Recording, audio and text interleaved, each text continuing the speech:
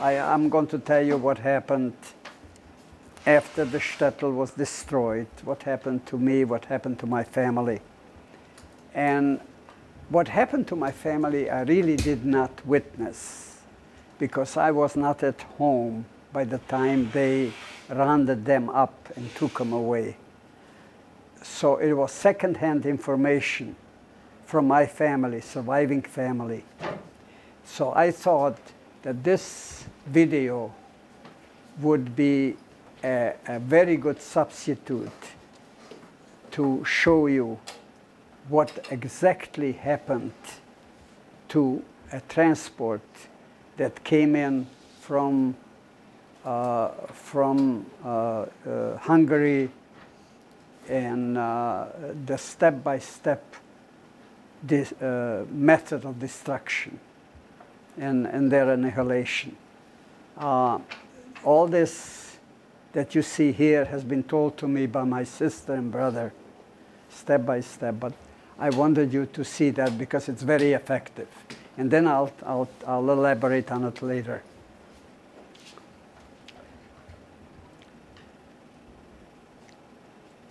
Auschwitz-Birkenau was the largest extermination center created by the Nazis. It has become the symbol of the Holocaust and of willful radical evil in our time. The album you will see presented here is known as the Auschwitz album, and it is the only surviving visual evidence of the process of mass murder at Auschwitz-Birkenau. The album is unique. There is not a similar album of its kind in the entire world.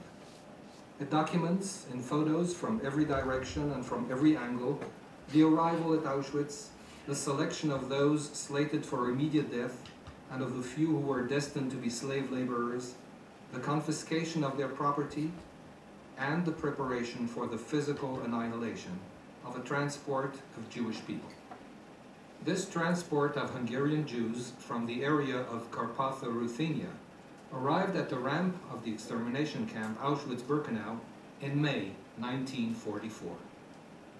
In the photos, we see the men, women, and children step out of the overcrowded train, traumatized and fearful after their horrendous journey. They have no clue that they have just been delivered to a death factory and that few of them will survive. Survivor and Nobel Peace Prize laureate Elie Wiesel described his arrival as a teenager at Auschwitz. Every yard or so, an SS man held his gun trained on us. Hand in hand, we followed the crowd. Men to the left, women to the right. 8 words spoken, indifferently, without emotion. 8 short, simple words. For a part of a second, I glimpsed my mother and my sister moving to the right. I saw them disappear into the distance, while I walked on with my father and the other men. I did not know that at that place, at that moment, I was parting from my mother and my sister forever. The selection process carried out by SS doctors and wardens took place 24 hours a day, 7 days a week, as train after train unloaded its human cargo. Most Jews were sent immediately to the left, to their death. The undressing rooms of the gas chambers were not sufficient for the masses of Hungarian Jews who arrived daily in the summer of 1944.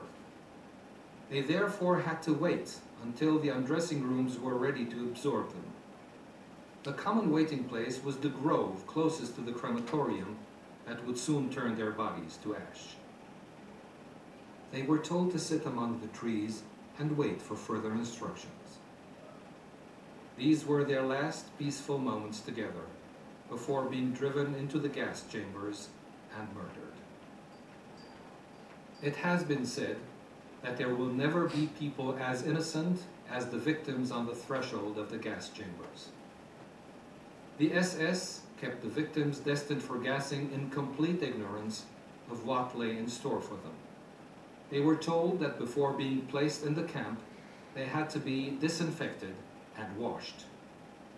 They would soon discover that what they had assumed were the shower areas were actually hermetically sealed gas chambers. A minority of Jews was selected for forced labor. Their personal belongings were confiscated, their hair was shaved, and a registration number was tattooed on their left arm. In the words of survivor and author Primo Levi, for the first time we became aware that our language lacks words to express this offense, the demolition of a man. It is not possible to sink lower than this. Nothing belongs to us anymore. They have taken away our clothes, our shoes, even our hair. If we speak, they will not listen to us. And if they listen, they will not understand. They will even take away our name. And if we want to keep it, we will have to find in ourselves the strength to do so. It is in this way that one can understand the double sense of the term extermination camp. The work of sorting the possessions that the Jews brought with them to Auschwitz was done by Jewish prisoners who were forced to collect the packages and sort the items that would then be sent to the Reich. By the time the sorting was completed, most of the previous owners were already dead. No memory of the men, women, and children that were deemed valueless upon their arrival remains in camp records. This album is the sole witness to their fate. The Auschwitz album was discovered after the war by Lily Jacob, a survivor of the transport pictured here. Lily gave the album to Yad Vashem, where she knew that its tragic contents would be safeguarded for posterity and shared with generations to come.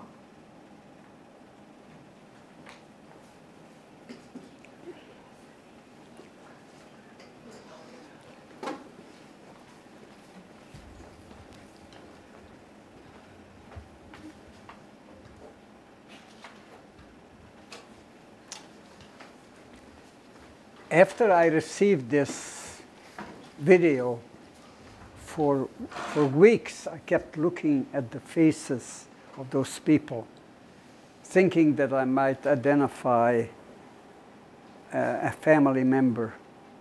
And then later on I found out that this particular transport came from an adjacent village of my area, of Carpato-Ruthenia. So I stopped looking. I was not aware of what was happening at all until long after, about a year after the war. The reason for it was that I was taken away from home about 2 years earlier. This happened in 1944, in May, during Passover. I was taken away to slave labor in 1943 because the Hungarian law stated that anybody who reached, any male who reached the military age, which was 18, 19 or whatever, had to report for military duty. However, if you were a Jew, you were reporting, but you were not on military duty, you were on slave labor. So I remember when I arrived reporting for duty in a town thousands of miles away from my hometown. It's called Komárom. It was just west of Budapest. And they lined us up, and the commander gave the usual speech about if you work hard, you'll be okay. You know, the usual German line which states, Arbeit macht frei. You know, that's a sign over Auschwitz. That means labor will make you free. He belted out an order and says, all shoemakers, one step forward. There must have been 2,000 of us lined up. And I look up and down, and there must have been 500 shoemakers took a step forward. Now the reason, of course, was very obvious, because if you are chosen to be a shoemaker, Well, where does a shoemaker work? He doesn't work outside in the rain, right, or in the snow. He has to have a cover, right? He has to have works inside.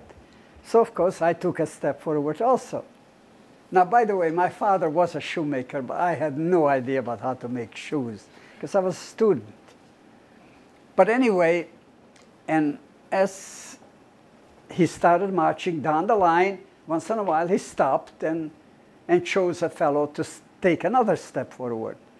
And lo and behold, he comes to me and he chose me.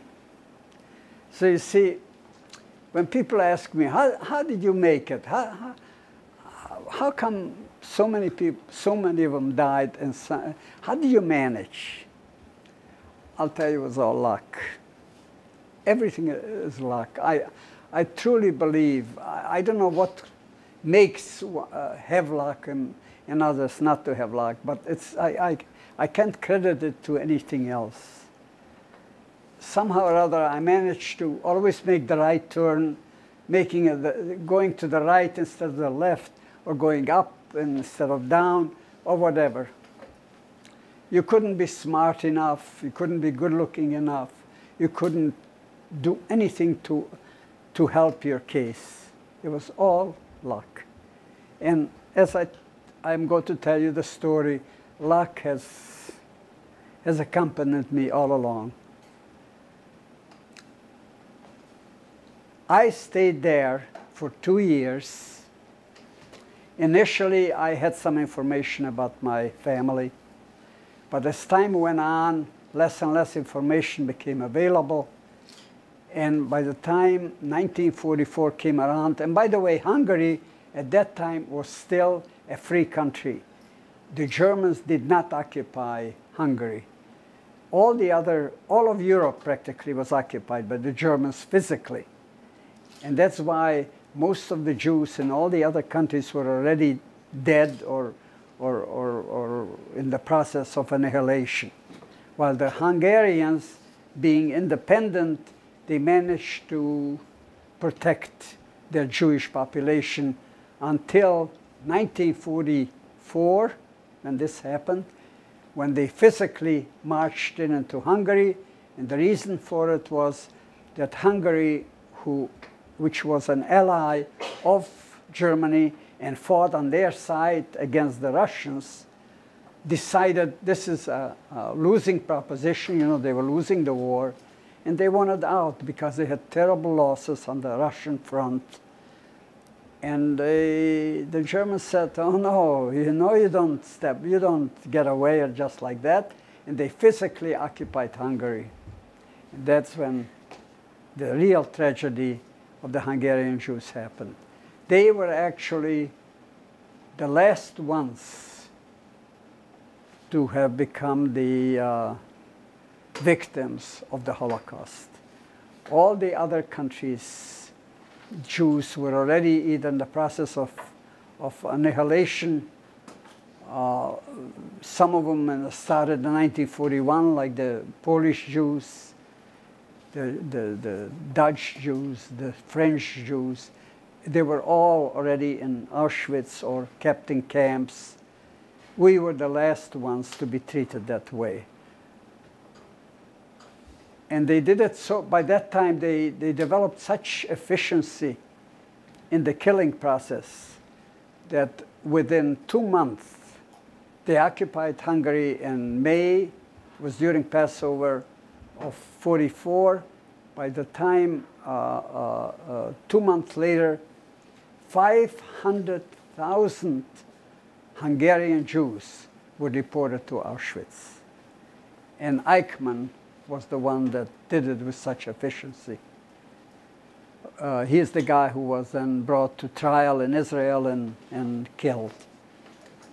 So while all this was going on, I was in relative safety in this major military headquarters.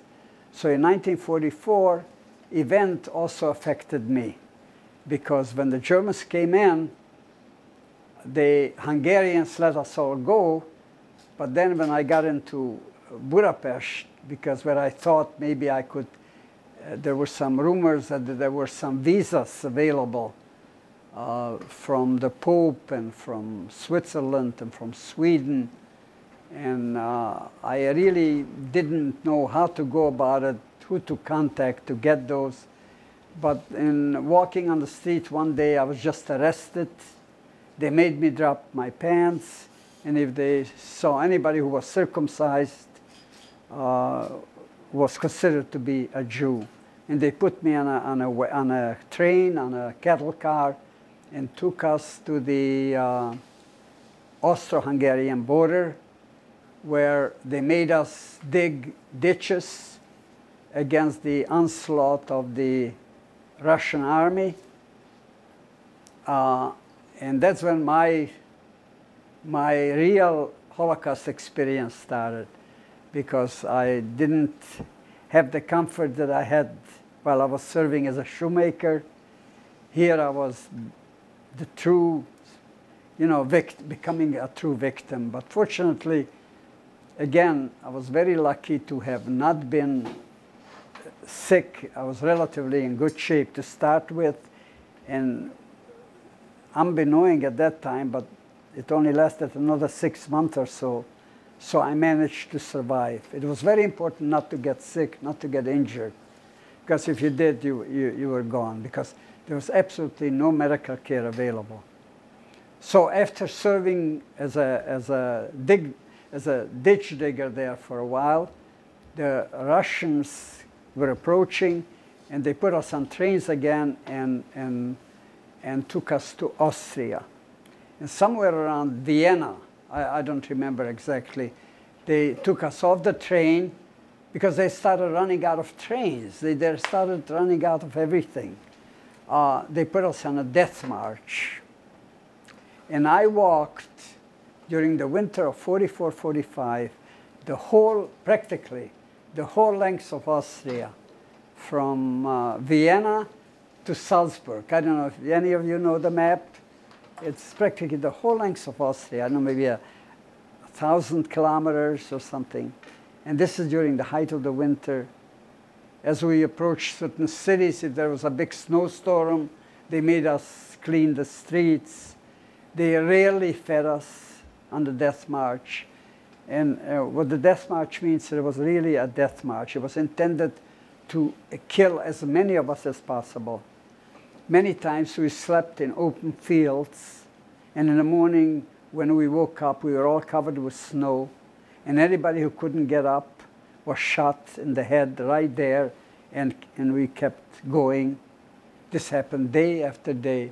And once in a while, for some reason we could never figure out, they did find shelter for us, and once in a while we were given a meal here and there. But on the road, as we were marching, by the way, there were thousands of us. At every crossroad, new groups, new lines joined us. It was just awesome. And one thing I always prayed for, I have a certain amount of guilt because of that.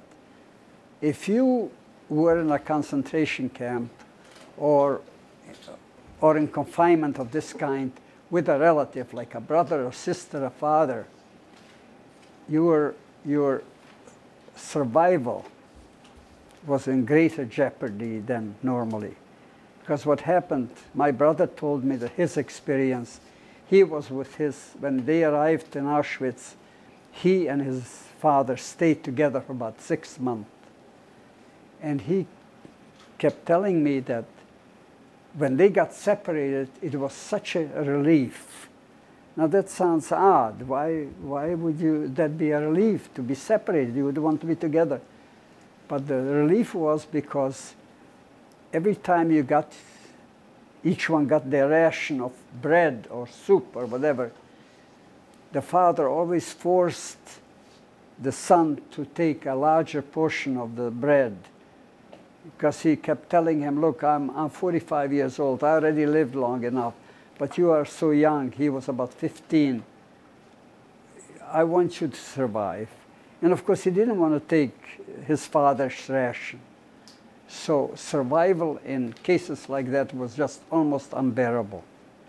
So as these groups of people were merging, I always prayed, please, as much as I wanted to see a sibling surviving, I also prayed, please don't, because survival on your own was much easier.